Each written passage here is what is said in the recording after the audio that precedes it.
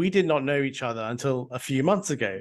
And then I saw one of your posts that our mutual friend, Simon Alexander Ong, shared.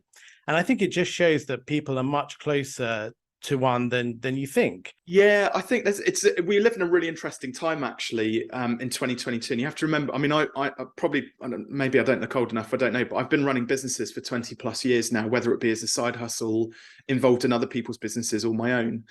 And marketing was very different. Like connecting with people was very different back in 2004 when I set up my first doing Bunny as proper business, when you could basically kind of print out a pack of business cards, show up to a BNI networking meeting and go and speak to people. Like we actually spoke to real people back then. Imagine that, and now it's very different because you've got all of these different social media platforms out there, all this, plethora of all sorts of different types of businesses, thanks to the internet.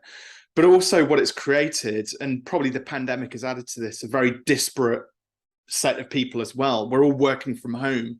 There's still, reluctance for people to want to en masse go to live events and things like that, which used to bring people together. So, we are connecting with people in very different ways right now. And I think it says very great things about social media, especially the likes of LinkedIn, which is, I think, where we first sort of connected with each other via Simon.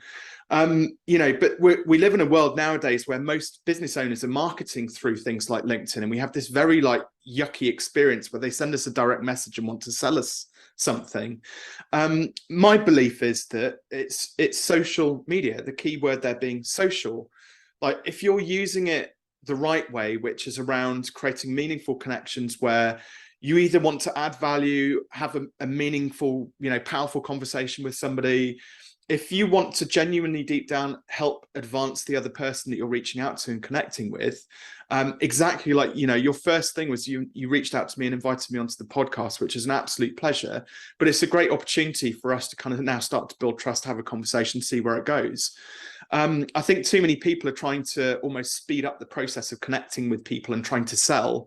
And it just leaves us with this very yucky sort of taste in our mouths. And it's difficult to get away from that. But I think if genuinely you're doing it the right way, reaching out to people, adding value, offering to help them, you're going to create some really great connections overall.